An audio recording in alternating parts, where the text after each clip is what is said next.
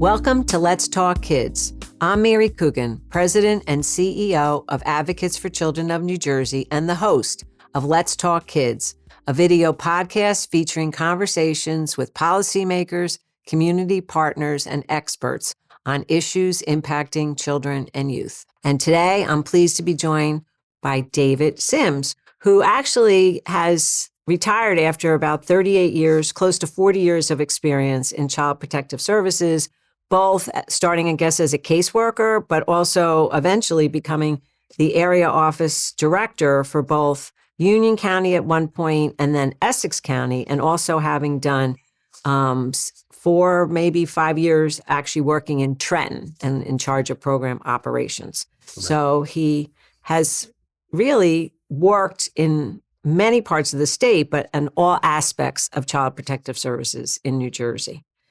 And currently is the director, I want to say, Stakeholder Engagement. Is that your title, Dave? Yes, it is. Okay. With Safe Babies New Jersey, which is Safe Babies Court Team. Correct. All right. Welcome. Thank you. And I've known Dave for years because of cases we had here at ACNJ that I'd have to contact the division and also model court. And now as an ACNJ board member, which we were thrilled when you decided to join the ACNJ board. So today we're going to talk a little bit about, or a lot about, fathers and their involvement in the child welfare system, and maybe how it's different from moms involved in the child welfare system and some of the changes you've seen over the years. Maybe to start, could we talk a little bit about how families become involved in child protective services, just so that people understand basically how you go from being just, a family in the community to all of a sudden the state is involved in your life? Absolutely. Thank you, Mary. And it's my pleasure and honor to be here and share some of my insight about the child welfare system and about fathers in particular as we speak further.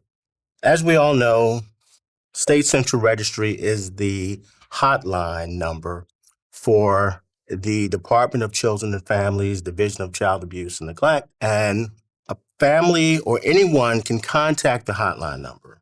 And once they contact the hotline, their screeners identify who actually take calls and determine or assess whether or not the information that's provided reaches the level of abuse and neglect.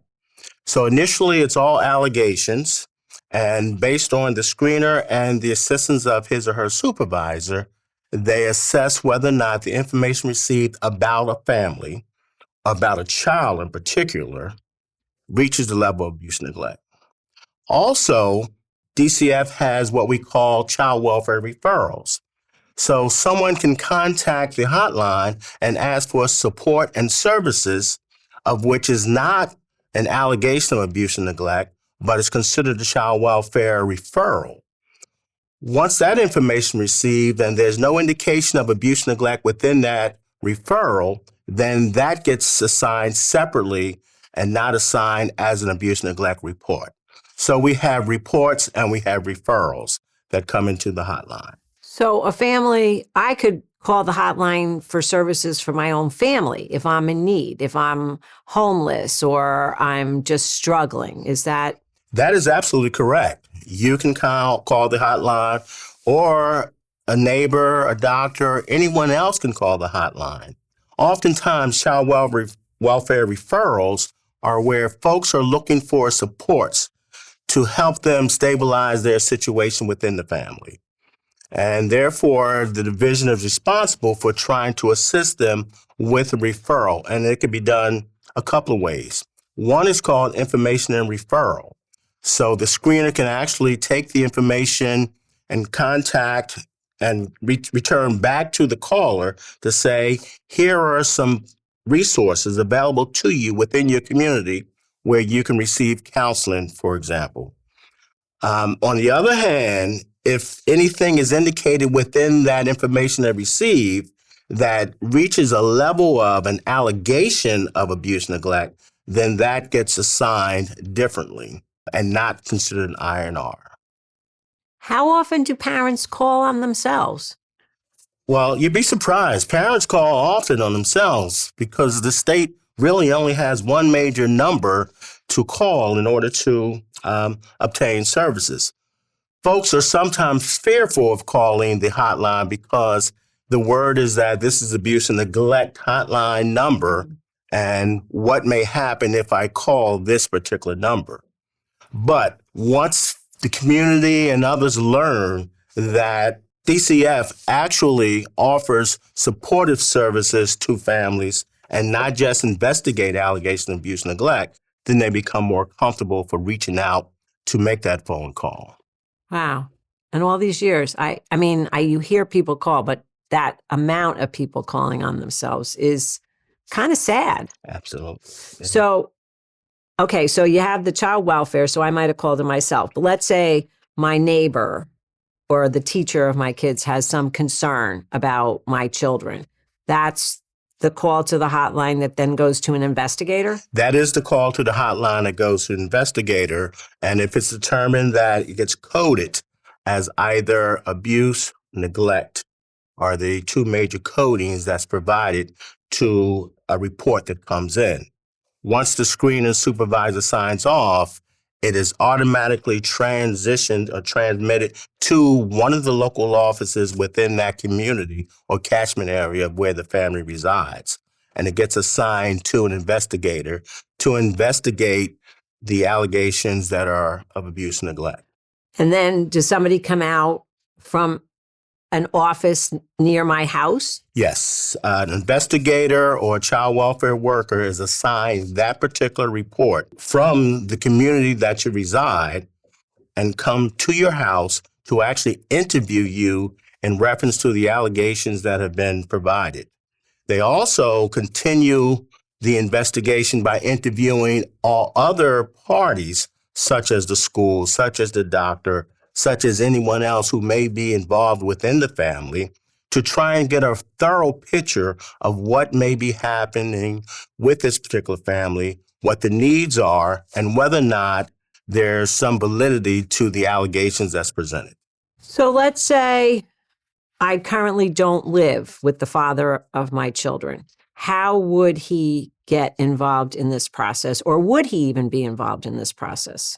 A part of the investigation entails not only interviewing and assessing the situation of the home that the child or children reside, but to also reach out, identify, and hopefully locate the father of those children to see if he is able to assist with making a permanency plan, to assist with providing supports, and to assist with bringing some stability to the family.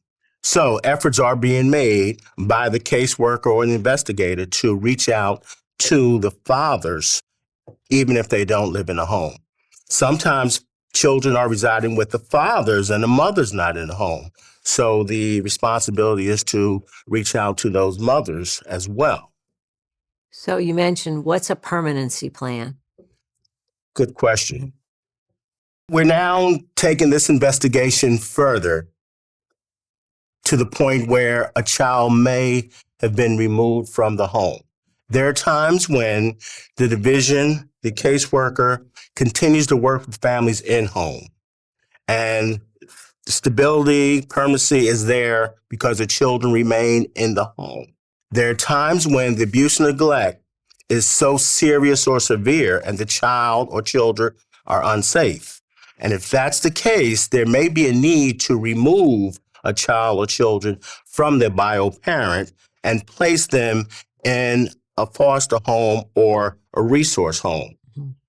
Foster home and resource placements are temporary placements. Once that occurs, the initial plan and goal is always reunification.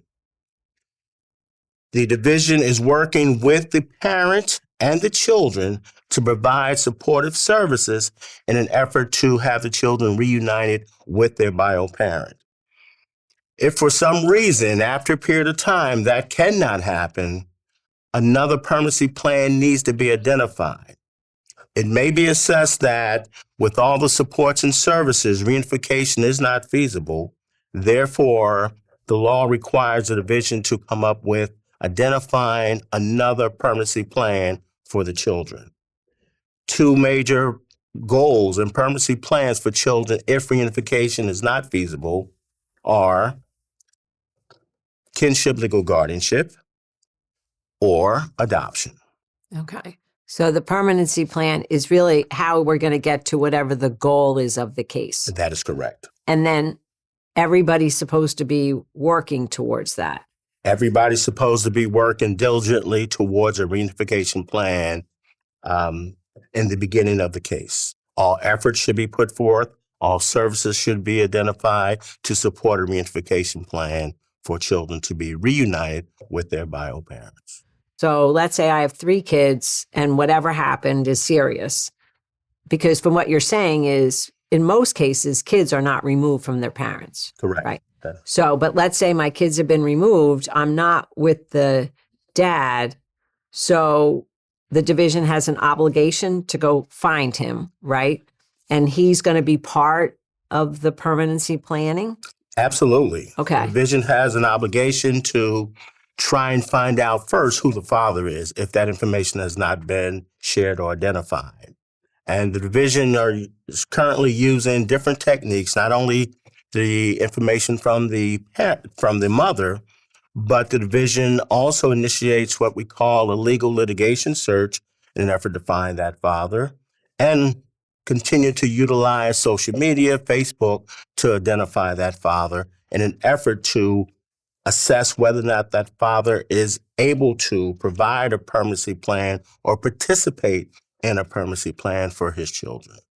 So what happens if I say he's just really a bad guy and I don't think he should have anything to do with our family? And that happens occasionally, and the division has an obligation to not accept that at face value.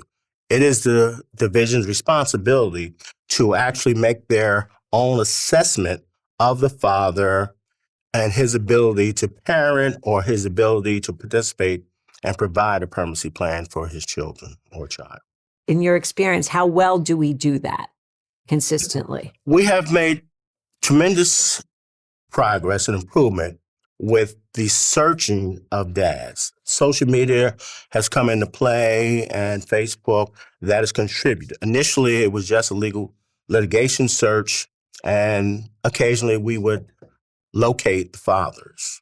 And unfortunately, some of the addresses were not correct, but it is the responsibility of the division to go out and assess each and every address that comes up on a litigation search. So with that in mind, the division has made tremendous progress in identifying and locating fathers, and of course, have now begun to make tremendous progress in not only locating, but engaging fathers, which is so critical. To me, what you're describing seems so simple, right? Engaging fathers. But my sense, when you're saying tremendous progress has been made, it's not always so simple. So you want to talk a little bit about what are some of the reasons that make it difficult to engage fathers or to bring them in to the situation if they have not been part of the family on a regular basis? Absolutely. And it's not an easy process. It is a very challenging process for many caseworkers. And some of the reasons might be that there are some biases that still exist and have existed for years about fathers. Fathers are not trusting. We don't know where this father has been and what he has done over the period of time. And is it safe to bring him back into the home? All these questions come up and make it challenging for caseworkers to actually believe that this might be the best opportunity to reach out and bring this father back into the child or children's lives and back into the family household. There's some times when fathers can be very aggressive in their communication styles, and some caseworkers become fearful of communicating with them directly. There are times when fathers are constantly moving around, and it becomes very challenging to go from address to address from what you may find from a litigation search to search for a father if you do not believe that he is committed or wants to be a part of the family or child's lives. And then there are times when fathers are fearful of the system as a whole. What will happen to me if I actually come forward and meet with the division? Will I get arrested? There's some bad history that may have existed within his life, and it's fearful for the father to come back to the table to say, that happened in the past, but I'm willing to be a part of my child's life in any way I possibly can. So those are some of the challenges that caseworkers face. They don't sound like simple challenges. It's not simple. So talk a little bit about when you're saying fathers, some are aggressive, right? I think you're being kind. I'm sure some of them are very angry, especially if the father of my kids wasn't even living with me, says, well, look, I didn't do anything wrong. It's Mary who did whatever, hurt our children, and I'm just here to help. And yet maybe they're not viewed as helpful. So you're absolutely correct. And there are many fathers who are angry, and how we as caseworkers communicate with them can make a major difference. And they can, I used the word aggressive, but when you're speaking to a father who feels that he is being accused of something when he was not even in the household or has been away from the family for an extended period of time, then he may be expressing himself in a very angry way to the caseworkers. And the caseworkers sometimes are having challenges of learning and understanding how comfortable it is to communicate, or should I communicate with them? So what are some of the challenges or things that caseworkers have to do that maybe fathers might feel is affronting to them or unreasonable to them? And maybe it's just part of what the caseworker is required to do, right? To check them out or to make sure they're okay, or so, which can cause that anxiety or anger on the part of the father, and the caseworker saying, I'm just doing my job. Caseworkers have to do the background checks. And of course, anytime you're asking for information about Social Security number, birth dates, and things of that nature, fathers or others become very protective. And first thing is, why do you need that? And begin to feel as though you are now trying to dig into my business to cause problems for me. But caseworkers have to learn, and many of them have gone through some training within, I can talk about the Fatherhood Initiative that DCF initiated, whereas they have learned to communicate better with fathers, have more patience with fathers, understand that the fathers may present in an angry way because, and how can I go about helping the father feel more comfortable so that he will communicate with me and realize that I'm not out to get him. And of course, everyone deserves respect. Mm-hmm. So if we can, as a caseworker, give that respect and be very concrete and straightforward with the father, that is one avenue that may help. Another is to meet the father where he is and not be on the outside or leaving him on the outside, but having him become more comfortable with understanding why I'm asking these questions, what I'm here for, and my purpose is your children or your child. First, listen. We have to be willing to listen to fathers and allow them to vent. And that's not always easy to do and feel and comfortable for a caseworker. But it may help once the father has communicated his way to now settle down and be more open to listening to you. We as caseworkers have to be willing to listen to that father as well. Mm-hmm. So those are some techniques. And the last one is everybody has strengths. So we have to identify the strengths and needs of the father and the protective factors of the father and utilize those protective factors and his strengths to help him come back to the table to begin discussing a potential plan for his child or his families or even being a permanency resource for his child.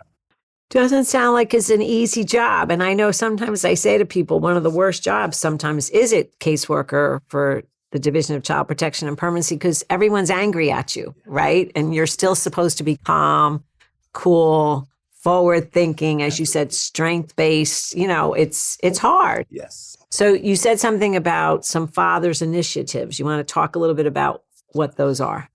DCF, DCF, Department of Children and Families, thank you, recognized that there was a need for the agency to work better with fathers, not only identify them, but to get better at engaging fathers. So Department of Children and Families initiated what we call the Fatherhood Initiative. And today, there are several fatherhood initiatives in just about every county where they are providing support and resources to the fathers within their community to help them begin to have more productive, healthier lives, and to help them with their parenting skills, and eventually help them become permanency resources for their children. So these particular initiatives started off by educating the entire Department of Children and Family staff and getting them to understand the challenges that fathers go through and the challenges that we as an agency have exhibited in trying to get fathers back to the table. Once this training was provided, then training to the community was also offered as a part of the Fatherhood Initiative. Department of Children and Families took the next step and began to support financially some of the fatherhood programs that were coming up in different counties to help provide the support and resources to fathers. Very cool. So a couple things.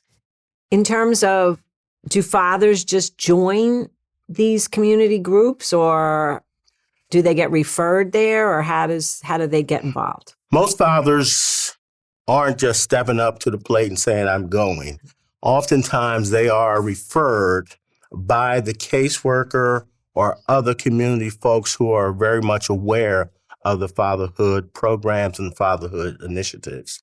As a matter of fact, there's an excellent program right here in Essex County in Newark called the Fellows Program. Fathers empowered to learn, lead, and achieve success. And I've been actively involved with the Fatherhood Initiative Fellows Program, which falls under the Partnership for Maternal and Child Health. And what they have been successful in doing is actually reaching out to the fathers via phone, email, to try and tell them more about what supports and services that they have to offer and how their program can help the father become re-engaged, promote healthy relationships, to actually provide parenting training. And once a father receives an opportunity to know that he can participate in a group setting with other fathers in his similar situation, they become more comfortable to actually become more engaged. Another great thing is the economic stability that is offered by the Fatherhood Initiative and the Fellows Program. Fathers are challenged with trying to find employment, getting back into the employment field, finding jobs. And therefore, if they can be given the opportunity where someone and a group of folks are sitting down with them, preparing resumes, giving them employment training, referring them to job programs, then that encourages the father to continue to participate in the full program, where he is now not only dealing with economic stability, but learning how to become a better person, how to become a better father. How do I ensure that I can become a part, again, of my child's life? That's great. When you talk about fathers needing parenting, is that because they haven't been around, or is that they weren't the primary caregiver, or is it something that we can all benefit from parenting if we're parenting? Well, it has been a pet peeve of mine that all fathers need parenting, and that has been stated many times. So it's almost a given that whether a father was present with the child or not present with the child, he may be in need of parenting training, parenting skills. As we all know, we've always looked at mothers as the primary parenting person for our children. And fathers at one time was always going to work, didn't participate with all the activities of their child or children, and it was always the mother doing the parenting, whether it's from infancy of changing diapers to feeding to as they got older. There are many fathers who were present and doing some of those same things. And the thought was that if he stepped away at all, he would be in need of parenting training. So at this point, fathers sometimes are resistant to having to participate in parenting training, saying, I know how to parent. And we have to find creative ways to get fathers into an effective parenting type training so that he can return back to the family. He can become a part of the child's lives. He can become a part of the family time, if not become a permanency plan. And the parenting training and understanding can help. What is it they teach in parenting training? Parenting training is a big question mark, in my opinion, not only for fathers, but for mothers. So if you think about it, a new mother rarely does not receive any real parenting training unless she is with her own parents or families and learning things along the way. The grandmother has shared some things and taught them along the way. So at this point, what is actually learned and received? I'm not going to try to answer that with Mary. I've not participated in parenting training, but I, as a father, believed from day one that I had the ability to parent my child, just as well as my children's mother had the ability to do that. And I learned those skills, I would say, from my own upbringing and surroundings as I was growing up to become an adult. And just trial and error, right? And trial and error. And you do better with the second kid and the third kid than you did with the first kid, right? But do you think they sometimes help people, or even through the Father's Initiative, how to, let's say, interact with their children in a more productive way? Maybe how not to be so combative even with their own children, right? So there's some skill building. Absolutely. That I think happens. Or you hit it on the right? nose. Absolutely. But I struggle with what the skills are, right? But I do know that some of the fathers groups that I've heard about around the state, which, as you said, there's a lot more of them. Some of them are trying to just enable dads to be more comfortable. Being, interacting with their children, because that, as you said, was not the traditional role that they had, right? Absolutely. It was mom. Absolutely. But I do agree with you. I could see people resenting the fact that they've now been sent to parenting, right? And on the other hand, there are some fathers who are receptive to a parenting class or parenting training because they may not have participated in that or seen that within their upbringings, particularly if they're the only child, and therefore it can be helpful. I can share with you a situation of a father that I'm currently working with, and we are in the process of implementing a reunification plan. We're in court. All parties, judges, attorneys, have agreed to a reunification plan for the father. The good part about this is that the resource parent who has the child is very supportive of this father, and they are working together. So he's receiving training through the resource parent, but as the reunification plan is about to be effectuated, he said, I need a little more time with having overnight visits by myself, short, not day after day, to ensure that I have the skills necessary to continue to parent my child. And so, as a part of the plan, all parties have agreed that we will do just one day of an overnight visit for dad. And he's slowly but surely becoming comfortable with that prior to an official approval of a reunification plan. That's wonderful. But I also, because you're part of the Safe Babies Court team, I'm assuming that child is an infant or toddler. That is correct. That child is an infant. And unfortunately, the child's mother passed away. Oh. And the father had stepped up to the plate, came back to the table, and wanted to make a permanency plan for his child, and he wanted to be that plan. However, this was the first child, and it was a new experience for him. And he was one person who came to court every month. He came to the family team meetings every month. He accepted the team supporting services that were provided and made it clear that I want my child reunited with me. And as we became closer to the reunification plan, he made it very clear that I need a little more time because I'm not comfortable right at this point. And everybody was very patient with the father and has allowed him to actually get to the point where, with the additional parenting and the support that he's receiving, he is now ready for a full reunification plan, which will happen end of this month, as a matter of fact. That's terrific. And it's so nice to hear everyone working together. Yes. Right? I mean, it's very sad that the mother died, but the fact that everybody could rally behind this dad and make it work. And one of the biggest pieces is that there's a resource parent who's not related to the dad who made it very clear that I want to be a part of your support system as we work towards a reunification plan for your child. Wow, that's terrific. Good things happen, right? Good things happen. So I want to back up a little bit to when you first started talking about the Father's Initiative, and you said there was training for caseworkers and then there was training for the community.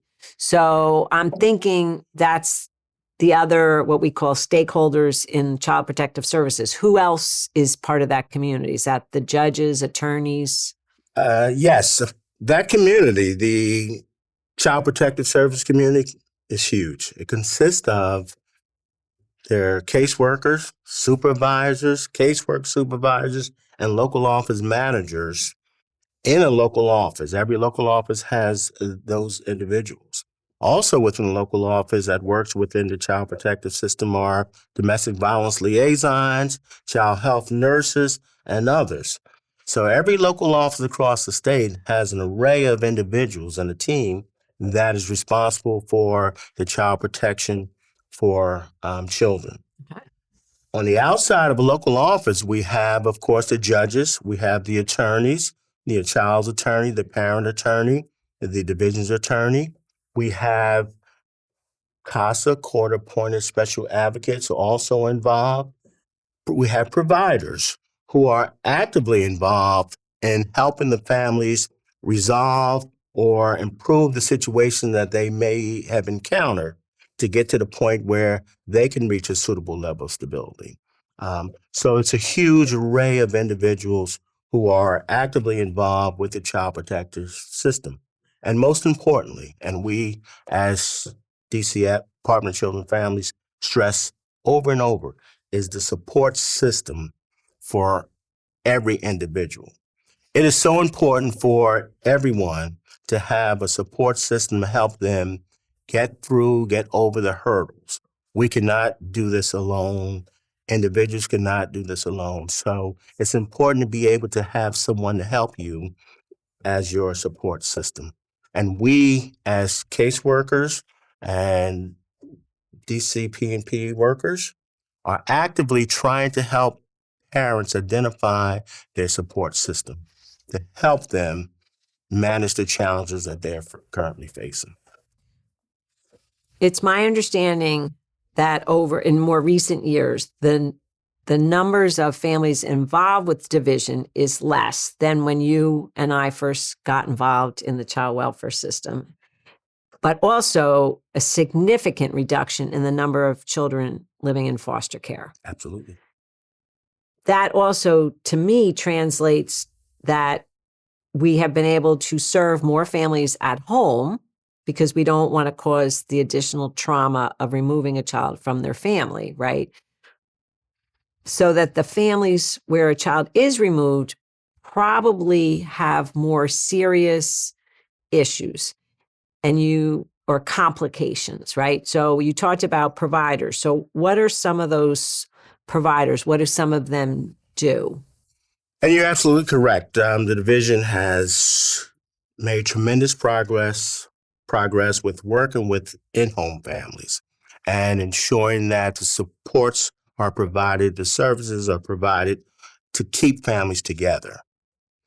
Of course, there are situations where children or a child has to be removed from their bio parent and placed in a temporary resource home or a temporary kinship home.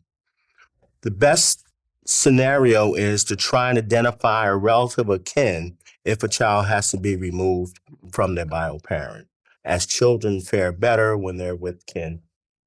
At least my opinion, and others may agree with that. But once the child is removed, then it is the division's obligation to connect and link them to the services to meet the needs that they have encountered. To meet the challenges that they have encountered. And there's providers such as we need to initiate a psychological evaluation to help us determine what the needs are for this particular family. It is extremely important that we get this child or children involved in trauma-informed therapy to help them deal with the removal and the trauma that they've experienced as a part of the abuse and neglect. In many cases, there's substance abuse or substance use that impact the family and the removal. And it is critical that we as the division try to connect them and link them and get them involved into the appropriate treatment modality to handle and deal with their substance abuse use or misuse. Of course, another is the untreated mental health. There are folks and families who are challenged with having mental health issues, and as a result, some abuse and neglect they may have encountered some abuse and neglect. Getting the parent and the child, or both, or individually, into treatment for mental health concerns is extremely important. And to believe that a parent that attends and participates in mental health treatment is capable of continuing to parent and children can be reunited with them as long as they continue within their treatment. And if medication is recommended, then as long as they continue in their medication regimen, then the child could be safe in the care of the parents. So there's mental health treatment, there's substance abuse treatment, psychological evaluations, psychiatric evaluations. Parenting. Of course, parenting. Yes, parenting becomes the number one referral. But it's important that the caseworkers work with the parents to try to get them connected to the most appropriate resource and support and treatment, and not just any kind of provider. Given the fact that moms and dads may have different needs. So I know, for example, with the substance use, there are programs, Mommy and Me, where the mother and the child can live together while the mom is getting the substance abuse treatment. I don't know that there's Dad and Me programs in the state. And also we have such a diversity in our state in terms of language and ethnic backgrounds. Do caseworkers sometimes struggle with finding treatment providers who speak the language of the parents, in addition to understanding the needs of dads? They absolutely do. It's something that the division has continued to address look into, try to find individuals who are willing to come on board and being under contractual agreements under the state, and it will continue to be a challenge. But there is the language line, of course, that Okay. sometimes caseworkers have to utilize to communicate with other families because they don't speak the English language. And that is a contractual situation that has been arranged for all caseworkers. Whenever they encounter someone who doesn't speak the language, we can utilize it and it will help us communicate. It's always better, in my opinion, when you have someone who can speak the language. It makes it more comfortable for the parent to have someone who speaks their language as opposed to utilizing a language line. But unfortunately, the state doesn't have enough caseworkers who will actually manage the number of families, whether it's in home or out of home, with the different language and backgrounds. Mhm. But we're utilizing what we have and try to ensure that we do what we call a buddy system, a caseworker. If you have a caseworker in your office who speaks the language of that family, then that person usually goes out in pairs and try to communicate, of course, conduct the investigation, and try to help service the family who speaks the different language. And I found that to be extremely helpful and beneficial. That's wonderful. I didn't realize they had that because I know schools struggle with language, medical providers struggle, hospitals struggle with language, right? Absolutely. Because we have so many languages spoken here in New Jersey. What about some of the other entities that you mentioned? So, for example, are the attorneys helpful to dads? In my opinion, I think the attorneys are extremely helpful to dads. As I said earlier, there are times when children or a child has to be removed from his or her bio home. And if that's the case, then it is the responsibility of the division to initiate litigation. And therefore, each parent must have an attorney representing them in the litigation hearings. So a father is assigned an attorney to represent him, and this attorney is extremely helpful in advocating for the father. There are times when fathers are very uncomfortable talking to anyone, and as we said, untrusting of anyone, but he may become very comfortable with sharing things with his attorney and sharing his thoughts and feelings that his attorney can present in the court hearings. His attorney can also encourage the dad to participate in the court-ordered services, which is critical. And as the dad may be resistant to listening to the caseworkers, I'm not going to listen to the judge.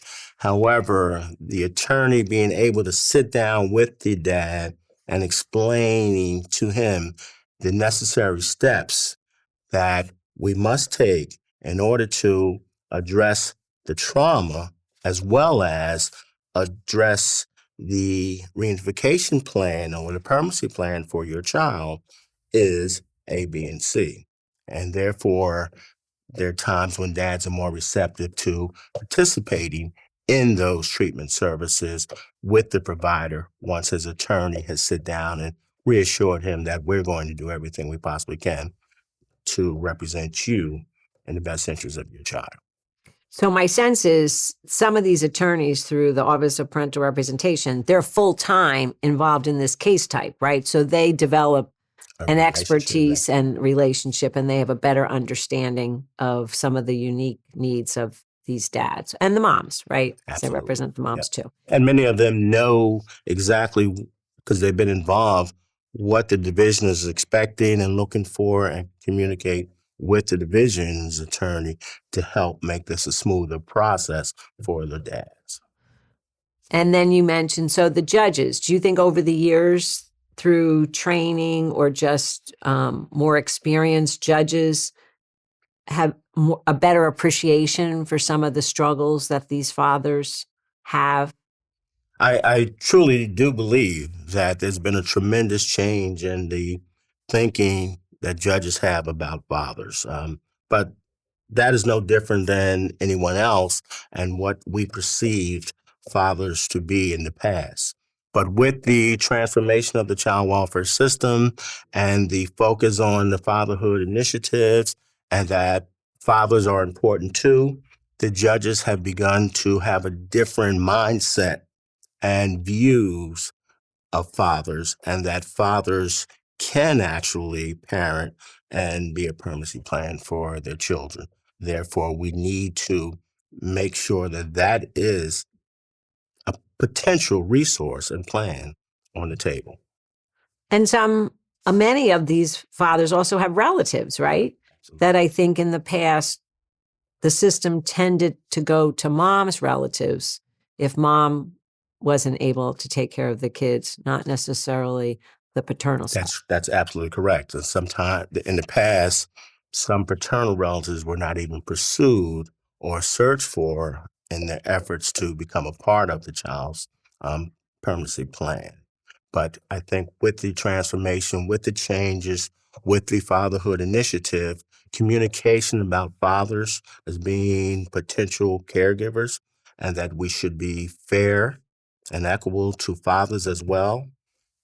Everyone has now begun to be more receptive to fathers and their relatives as well as potential caregivers. Can you talk a little bit more about what I understand to be the Father's Council at the Department of Children and Families? I can share a little bit. Keep in mind, I did retire, but yes, the fatherhood initiative that was initiated by the commissioner to educate the entire Department of Children and Family staff and the community, and to embrace fathers was successful in initiating and developing a Fathers Council. So there are a number of fathers who came to the table to be a part of the council to take the fatherhood initiative to the next steps. These men, some have been in the system, many have been in the system, and have successfully transitioned out, successfully have reunification plans with their children, and are now setting up policies to help the entire Department of Children and Families embrace the fatherhood initiative and the fatherhood concept, and that fathers are important too. So I would say the department has been very proactive in recent years. And I think you were part of a lot of that proaction when you were working in Trenton, right? In a bunch of different initiatives. That is true. And, I'm strongly committed to try and help and work with fathers. And I was involved in the beginning of the Fatherhood Initiative and continue to speak up highly for fathers. Let's give them the opportunity and recognize that there were many things that we had failed to do as an agency and that we needed to learn and help others learn to do to help engage fathers. So yes, I was a part of the initiation and development of the Fatherhood Initiative way back down in Trenton and Central Office. I'm very proud to be a part of that and continue to support the fathers in every venue that I can. That's terrific. And now with the Safe Babies Court team, you're actually getting a chance to work with individual fathers, it sounds like. Absolutely. As you know, that I currently do some work with the Safe Babies Court team. And what happens is oftentimes we are reaching out to the parent. So the parent's attorney will give us the okay after the children are removed to actually speak to the parents. And it's fairly easy to reach out to the mother and try to share information about the Safe Babies Court team and how the Safe Babies Court team can support and work with them. But fathers continue to be a challenge. If we look at statistics, in the beginning, we were having challenges bringing fathers to the table. So I had the opportunity to actually spend some time with the Fellows Program, Fatherhood Initiative here in Newark. We were successful in getting them to expand into the additional counties that I currently are involved in. The Safe Babies Court team is involved in Essex, Passaic, and Hudson County. And we established a partnership whereas they were willing to accept fathers from Hudson, Passaic, and Essex via the Safe Babies Court Team referrals. So what I would do is I would make the direct phone calls to the fathers. And I would explain not only the Safe Babies program, Safe Babies Court Team program, but I would also give some information about the Fellows Fatherhood Program and how beneficial it could be for them if they were willing to participate in this program. And what I found is that more fathers were more acceptive to hearing and sitting down with me at the initial phase. My ability to actually listen and talk with them and explain the details of how this could be beneficial for them. Not only Safe Babies Core Team and how we will support them, but to be a part of a situation where other fathers who are in the same situation are willing to talk and learn together and develop a safe space where you as a father can begin to grow, develop healthy relationships. We can talk about co-parenting if you're interested in that. And of course, we can talk about economic stability. And we can refer you to places where you might be able to get employment. We will give you resources to housing. And these are some of the critical things that you are in need of. So come to the table with us and participate in the Fatherhood Initiative. And what I found is that with the partnership that I was able to develop with the fellows, they would call the father directly, even before the cohort. There's cohorts that they actually participate in. And if they're unable to be there in person, they do virtual sessions, individual as well as group sessions for the fathers. And by having that direct communication with the father, increase their willingness and participation in the Fatherhood Fellows Program. And then once the litigation is over, can these dads stick with the Fellows Program if they want to? Absolutely. The Fellows Program make it very clear that you can continue to participate in the program.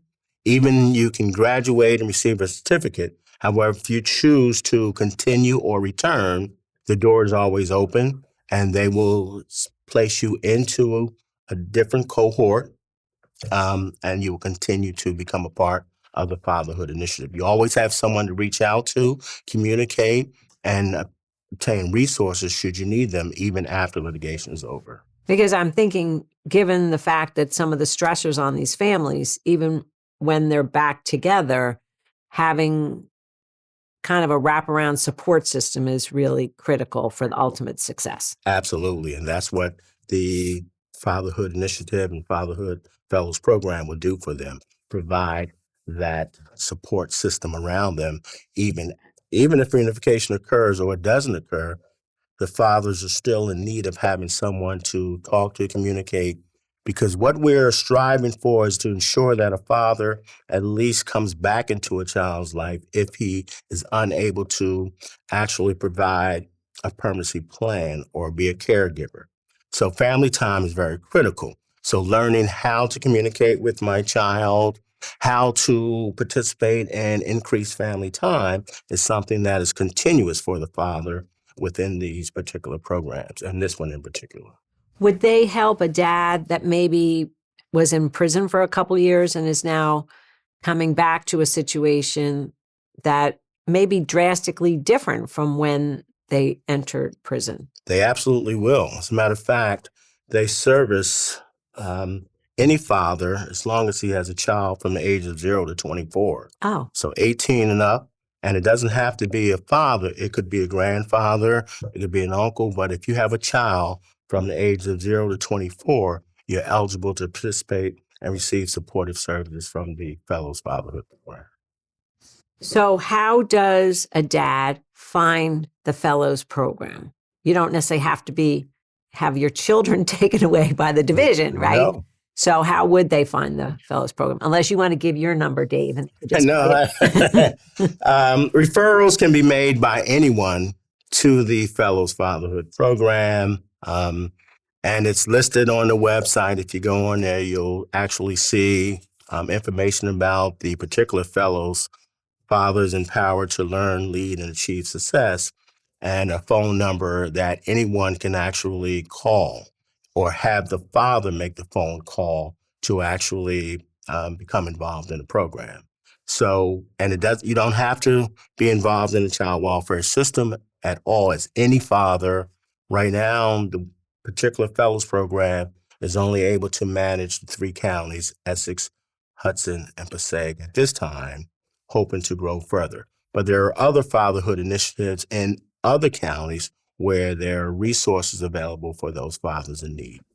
Partnership for Maternal and Child Health has a huge website, and under that are a list of fatherhood programs. And this one in particular is the number one, sponsored and supported and funded by them. So the partnership is the consortia. That's the northern part of the state. And there is another one in the southern part of the state and one in the central part of the state. Correct. Which at ACNJ, we'd always be happy to connect people with. Do you think some of these programs are interested in having other people support them, like other dads, people who are retired, come teach skills, mentor fathers? I absolutely do. They're always looking for others to become a part of the implementation of the program. They're in the process of doing community workshops out in the 3 communities, Essex, Hudson, and Passaic, to get the word out and get the message out about the Fatherhood Initiative, the Fellows Fatherhood Program, to bring more folks on board to help expand and become a part of the initiative. Well, it sounds like you have really been a critical person involved in spearheading a lot of this change that is really going to help a lot of dads and really ensure a lot of success for kids who unfortunately get involved in the child welfare system. So I really commend all of your efforts, and I've always thought you went out of your way to help people. Thank you. What would you like to see in place 10 years from now if this continues in the direction it's going? I would like to see everyone in New Jersey to look at the child welfare system and see that with the changes, the transformation of the child welfare system, that the system has become a fair and equitable system, and that efforts have been put forth to reduce racial disparity and disproportionality and to provide supports to families to keep them together. Well, you just opened up a whole nother can of worms. When you say the system has transformed, what's transformed about the system? There's been a major transformation of the child welfare system. We started off, I've been involved in the system for quite some time and have been able to see some changes along the way. And I can commend the Commissioner Byer, for coming in and implementing the transformation of the child welfare system, which meant focusing on things that were not working, did not work in the past, and how do we go about bringing about changes to support families within the child welfare system. We need to remove the stigma that we're here to just remove children and have children adopted. With the number of initiatives that have been created and spearheaded by the commissioner to transform the system, we're beginning to see and understand that we're working with children, families, and the community as a whole, and that we all have to do this together to support families, and that our efforts will be put forth in working with families in home. Hopefully, we don't have to remove children, or less children will be removed and placed into foster care. And if we get to the point where a child has to be removed and placed into foster care, then we must focus on trying to ensure that that child or children are placed with kin. So the focus and establishment of kinship legal guardianship and supporting those kin and relatives required some change in policy, required some change in licensing to make it a lesser degree and more accessible, and for relatives to be willing to step up to the plate and provide the temporary care to their kin. And the commissioner was instrumental in making that happen. And of course, something that's dear to my heart is focusing on race and disparity within the child welfare system. Black and brown children and families have not been treated well and not fared well over the years in the past. And oftentimes, families were brought into the system due to poverty and classified and coded as neglect and had to go through full investigations when they may not have been neglectful situations, but poverty existed. Therefore, one of the main focuses within the transformation is we must address poverty versus neglect. Mm-hmm. And there's a lot of work that has been going on within the system to address poverty and neglect, to address racial disparity within the system, and to try and bring about a fair and equitable system overall. Do you think, based on what you said, that there was a perception that if the division got called on, or a family got called on, and the division came to investigate, people were afraid their kids were just going to get taken and given to another family? Absolutely. That was the thought process of many folks in the community whenever they talked about child protection and permanency. And before that, it was called DIFAS, and folks really was fearful of DIFAS and continue to be fearful of Department of Children and Families because they felt that if they come out to my home, they're going to remove my children. And it will be such a challenge for me to get my children back. And therefore, it was important to get families to begin to have more faith and trust in the system willing to come and provide some support to your family in an effort to keep your family together in every way possible. And do you think foster parents, who we call resource parents in New Jersey, that they have a role to play in changing that attitude as well when kids are placed into foster care? Because I think there was a time when many of them became foster parents thinking they were going to be able to adopt a child. Absolutely. And you're absolutely correct. There were many foster parents who were looking forward to a child being placed with them, and this child would be with them forever, and they would adopt. So it was extremely important to try and get the message and get the education out to everyone that foster care is a temporary arrangement and that the plan should be to try and work towards this child who had to be removed due to the circumstances be returned in a safe situation. And that is the obligation, responsibility of the division and all the supports, the providers to help make that happen. And that foster parents, we need you to come on board and are very appreciative and thankful that you're willing to provide this service because it's not easy to be a foster parent, I must say.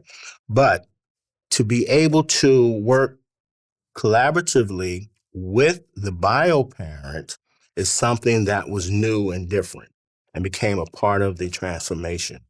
So we needed to find ways and creative ways that build up and create the communication between a foster parent and a bio parent, which would help make the reunification more timely, which would help kids feel more comfortable because they know that their parents are still around and working towards a possible reunification plan.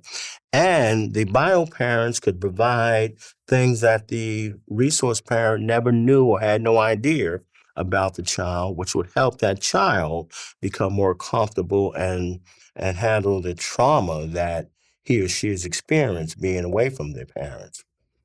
So there's one particular initiative that is, and I'm hoping that it will go statewide, and I believe called Comfort Calls. And it's something where the division is trying to bridge the gap between resource parents and bio parents. And I'm pleased to say that that initiative was started here in Essex County. Mm-hmm. in one of the counties that I worked with for many years and was pleased to be a part of and develop. And we're now trying to ensure that as soon as a child goes into out-of-home placement, we're communicating with the resource parent about the importance of having communication with the bio parent. But keep in mind, we needed to find ways to help the resource parent become comfortable with that call.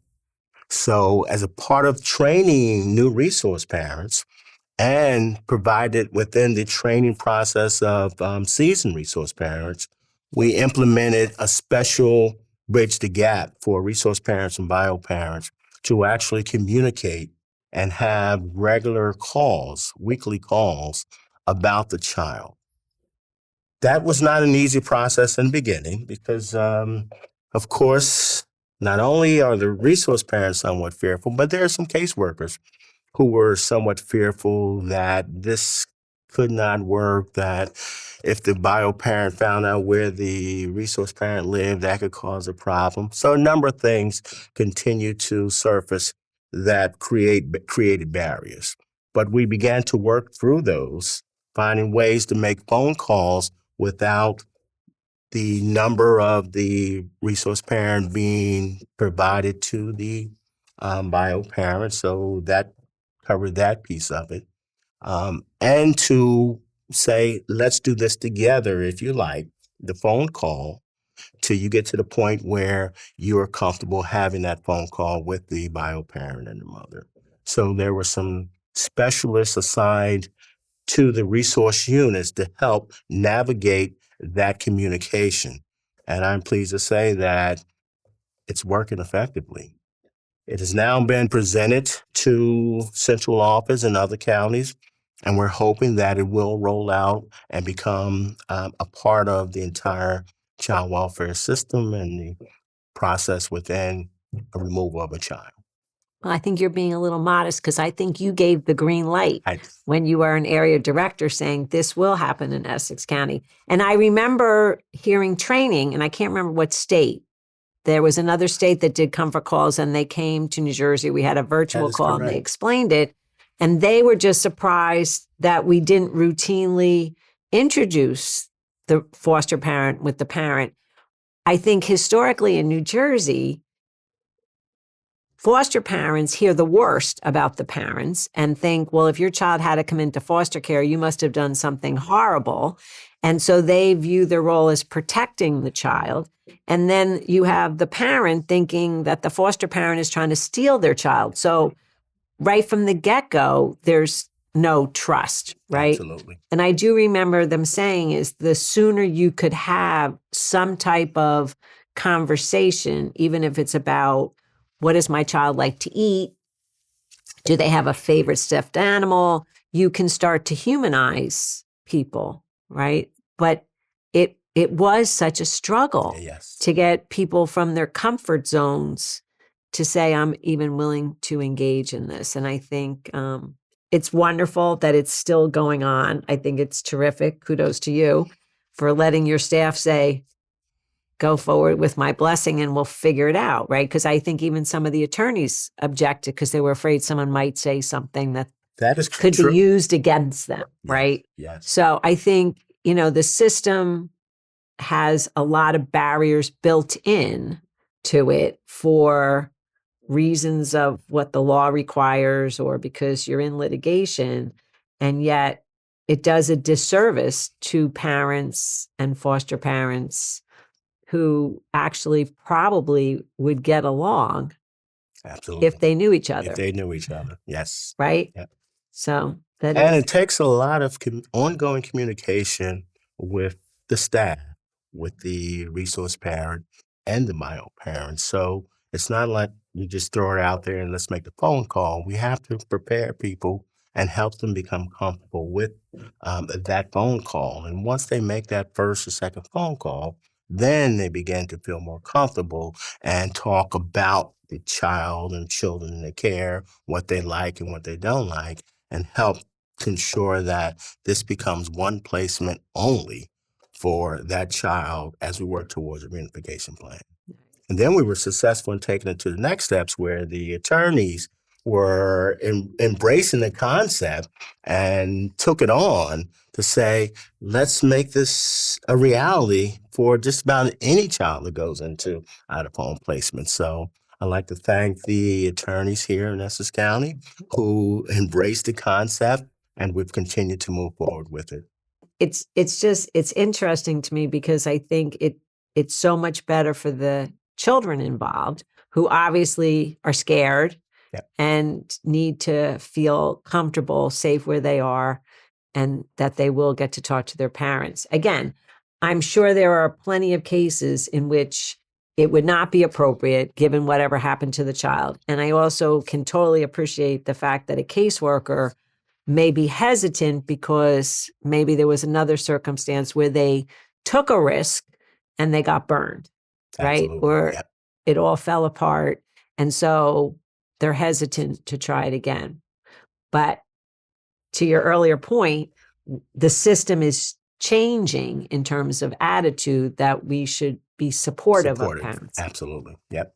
And that's what makes it so challenging, is that we have to be able to make an assessment from the early stage of removal that this is something that might work with this resource parent and this bio parent. So the communication and collaboration between all parties, the caseworker who's involved, the investigator who's involved, the resource worker who's involved, to come to the table to say, is this a situation that we might be able to work collaboratively together to bring and have a phone call between resource parent and mom? And once you have all folks collaborating together, then you have a better chance of making it a reality. Mm-hmm. That's great. So any last thoughts? Are there other ways that our listening audience might learn more about Safe Babies Court Team, or might learn more about the transformation of the Department of Children and Families?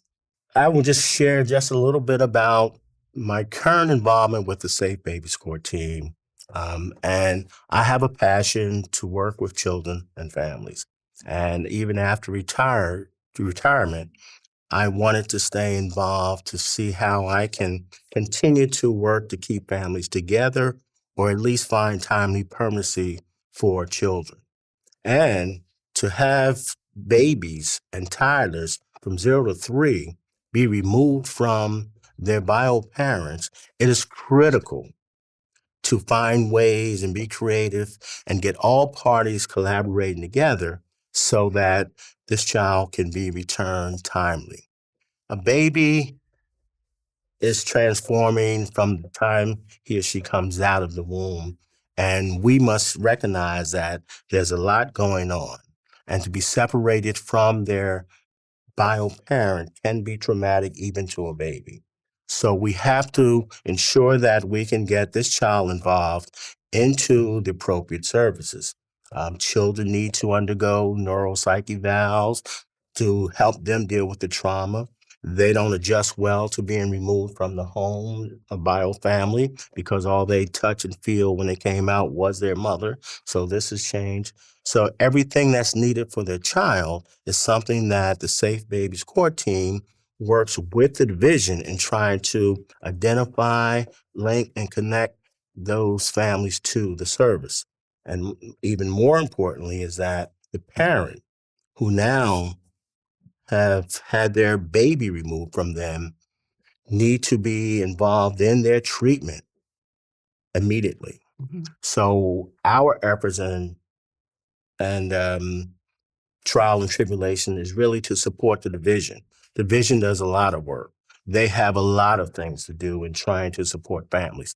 So if you can have someone on the outside who is supportive of the division caseworker and help connect and provide and identify the services, then we're one step closer to keeping and bringing the family back together. And how do we go about doing that? Is with constant communication and collaboration.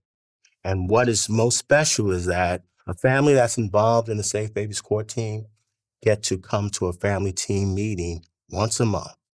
And we have community coordinators with the Safe Babies Court Team, and we bring the parents, the attorneys, the resource families, and all the providers and supports to the table to talk about a plan and create goals that the family wants to achieve in order to expedite a reunification plan or expedite a permanency plan.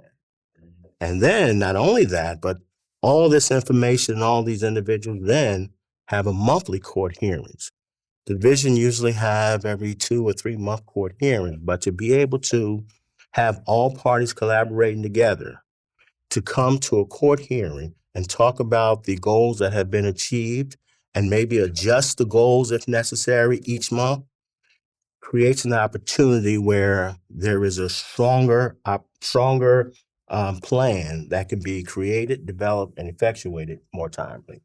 And that's what I'm very proud of, being a part of the Safe Babies Court team and working with the community coordinators and especially the fathers and trying to bring them back to the table to become a part of the permanency plan for children. Well, your passion for this program shines through, as did your passion for helping families when you were at the division.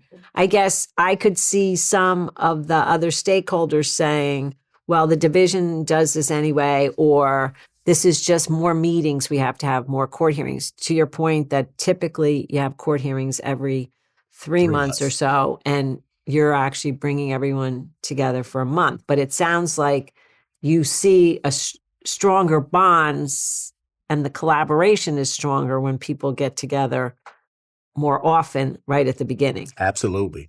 And what we can do and see is that every month we're talking about the child. Child is the focus of attention, the child's medical follow-up, the child's dental follow-up.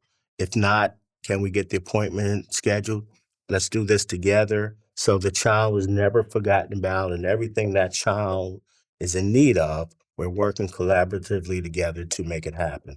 And then for the parents, it's very clear, spelled out what their needs are. They're involved in treatment. We have them, with their permission, the provider come to the family team meeting to talk about the progress within their treatment programs. And if it's in a Mom and Me program, we get immediate feedback about the progress and interaction between the mom and the child in a Mom and Me program. So everybody who's involved with the family gets to receive immediate feedback and can come to the table and make adjustments with the family's permission. I think that's the best opportunity that you can have to try and help families. I agree.